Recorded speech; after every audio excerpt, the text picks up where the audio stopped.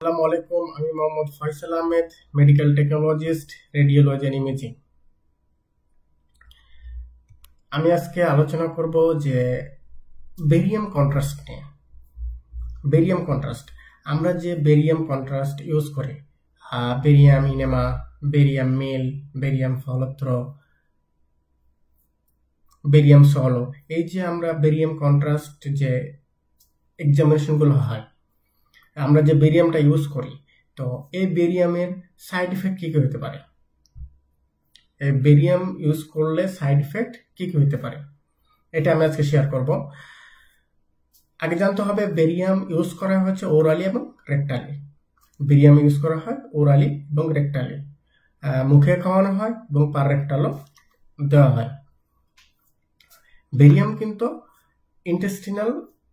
ইন্টেস্টাইনে absorb করতে পারে না, বডিতে অ্যাবজর্ব করতে পারে না। বেরিয়াম হয় মলের মাধ্যমে বের হয়ে আসবে, না হলে হজম শক্তির মাধ্যমে বের হয়ে আসবে।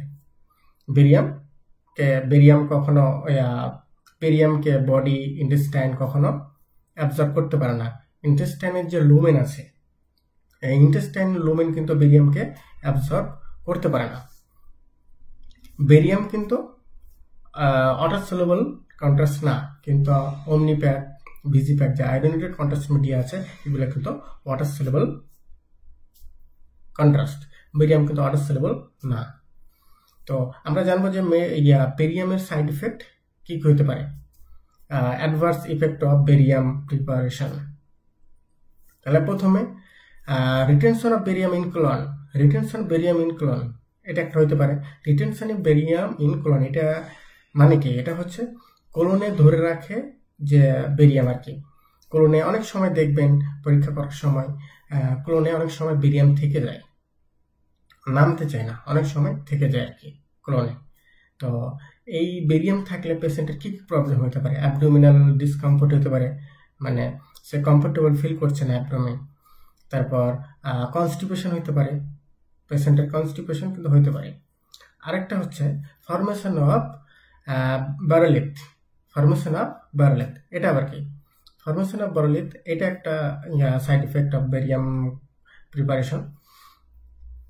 এটার মানে হচ্ছে মানে শক্ত পায়খানার সাথে, মানে মলগুলির সাথে সমন্বয় হয়ে একটা শক্ত ভর তৈরি করে, এটার মাধ্যমে কি হইতে পারে? এটা হচ্ছে অ্যাপেন্ডিসাইটিস আমরা জানি, অ্যাপেন্ডিসাইটিস। আবার হচ্ছে aggravation of toxic dilation of the colon, aggravation of toxic dilation of the colon। এটার মানে কি?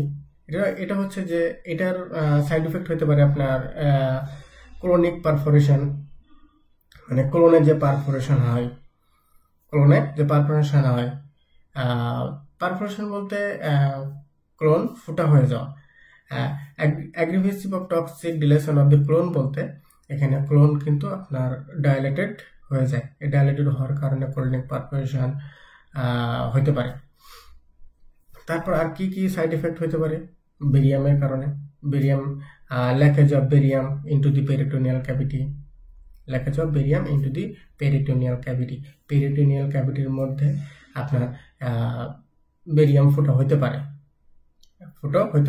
এটার কারণে পেশেন্টের কি কি কমপ্লেন হতে পারে? পেরিটোনাইটিস, হ্যাঁ, peritoneal adhesion and bowel obstruction, peritoneal adhesion of bowel obstruction, এগুলা হতে পারে। তারপর হচ্ছে extra peritoneal leakage of barium, peritoneal leakage of barium. এটাতে কি কি হতে পারে? Extra peritoneal leakage of barium এটা একটা কিন্তু সাইড ইফেক্ট। হ্যাঁ, এটাতে আপনার ইনফ্লামেটরি রিয়াকশন হতে পারে, গ্রানোমাটোস ইনফ্লামেটরি রিয়াকশন, ফাইব্রোসিস, এগুলো হতে পারে।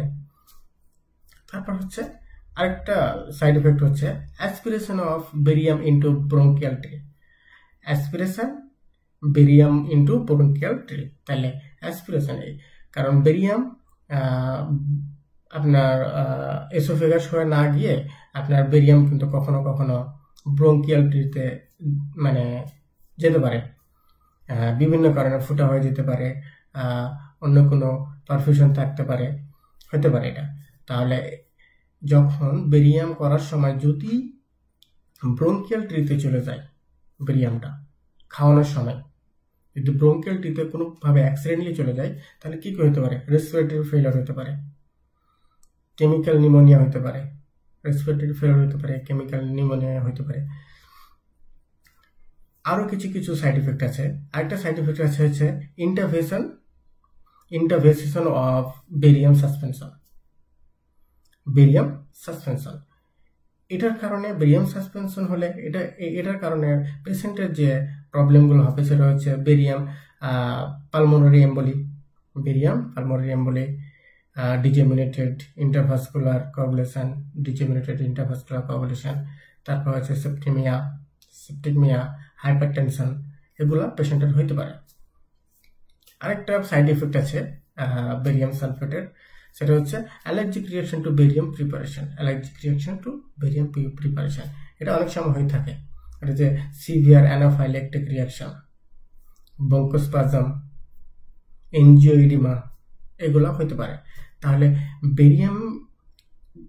বেরিয়ামের সাইড ইফেক্ট কিন্তু মানে অনেক গুরুত্বপূর্ণ এগুলো জানা, কারণ বেরিয়ামের সাইড ইফেক্টগুলো কিন্তু অনেক ভয়াবহ। সো কেয়ারফুলি আমাকে আপনাদের পেশেন্টের হিস্ট্রি নিতে হবে, ভালোভাবে হিস্ট্রি নিতে হবে। পেশেন্টকে বেরিয়াম খাওয়ানোর সময় ভালোভাবে লক্ষ্য রাখতে হবে। এরকম কিছু পেলেই ইমিডিয়েট অ্যাকশন নিতে হবে। Thank you very much. আসসালামু আলাইকুম।